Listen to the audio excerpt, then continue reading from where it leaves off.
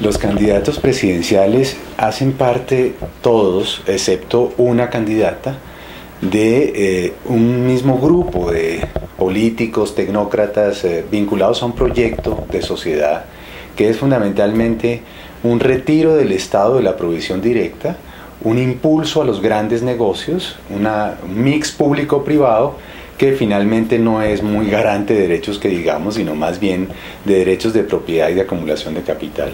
Yo sinceramente creo que la única propuesta que sería diferente sería la de Clara López y Aída Bella, porque claramente dicen que necesitan un nuevo sistema de salud como lo necesitamos todos los colombianos y colombianas. Entonces el resto va a ser más bien ajustes al modelo vigente de Ley 100.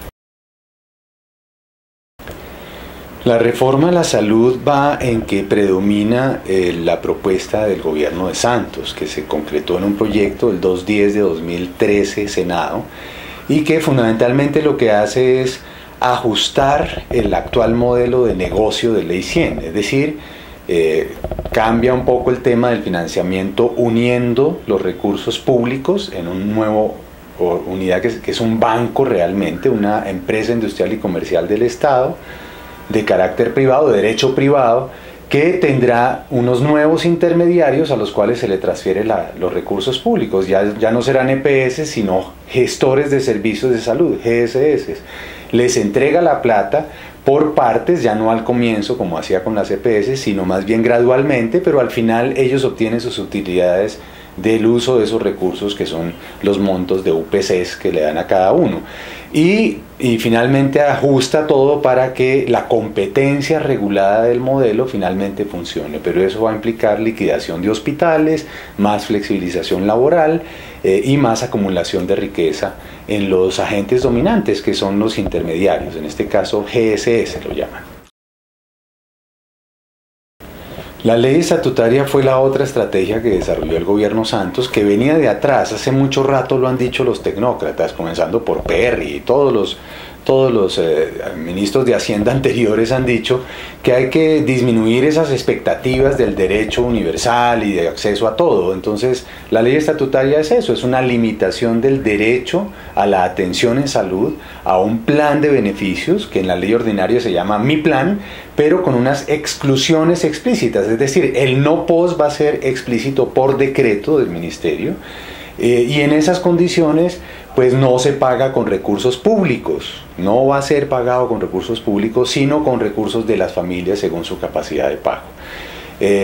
Pues la gente dice, bueno, ahí, ¿qué pasa con la tutela? Pues hombre, que si ya está definido el contenido del núcleo esencial del derecho que va a pagar el Estado, ya se dice que las exclusiones son por decreto, pues un juez de tutela no aceptará una tutela de lo excluido, es decir, lo no pos, hasta que cursen todos los mecanismos administrativos contra ese decreto de exclusiones. Entonces va a pasar 3 meses o quién sabe cuánto hasta que salga la acción de nulidad del decreto por el Consejo de Estado antes de que un juez de tutela pueda responder. Entonces la gente no se ha dado cuenta que la ley estatutaria es una limitación, una regresividad del derecho, ¿sí?, respecto de lo que teníamos antes, para que las familias paguen ese correspondiente, digamos, para mantener la sostenibilidad financiera y fiscal del sistema al estilo muy economicista y tecnócrata.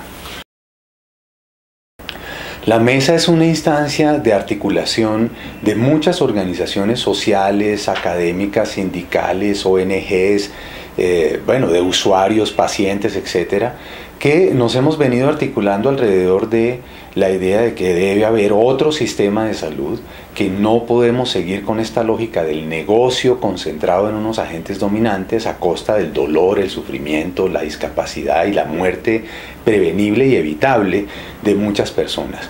Un dato fuerte es que tenemos la tasa más alta del mundo, después de Haití, en muertes de niños con leucemia y con linfomas que son perfectamente evitables.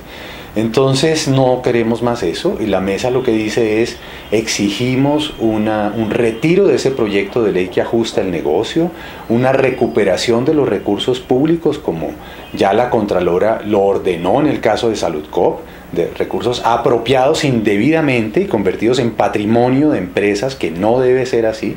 Entonces recuperar esos recursos, recuperar la red pública hospitalaria y dejar de liquidar hospitales como quiere hacer el gobierno nacional, retirar ese proyecto de ley 210 y más bien abrir un escenario muy amplio para volver a discutir cuál es el sistema de salud que queremos. Hay propuestas hechas ya sobre la mesa, sobre el Congreso de la República, solo que no han querido ser oídas. La mesa dice, volvamos a discutir el asunto y no se apruebe ese proyecto de ley ordinaria en salud. En síntesis, lo que quiere el gobierno Santos es limitar el derecho de las personas, es decir, que no accedan a medicamentos costosos, a cirugías complejas, a tecnologías caras, para que se mantenga el negocio manteniendo a los intermediarios, es decir, prefiere proteger a Salud Coop, ¿cierto? Intervenirla para protegerla, mientras le restringe los derechos a la gente. Entonces es importante que la gente entienda que le va a tocar sacar de su bolsillo cada vez más a medida que aparezcan las tales exclusiones y pues que no va a tener la tutela para hacer lo que hacía antes, que era pedir a un juez que le garantizara el derecho. Eso se acaba. Eso quiere decir que las familias van a pagar más, ¿sí? El gobierno va a gastar menos, ¿sí? Y los grandes negociantes se quedan con más plata al estilo Salud Coop. Es así de sencillo. No es aceptable eso. Los sistemas de salud del mundo deben ser universales, es decir, el acceso universal según la necesidad de las personas. Debe administrarse los recursos públicos con esa destinación, para atender a la gente y no para hacer negocios.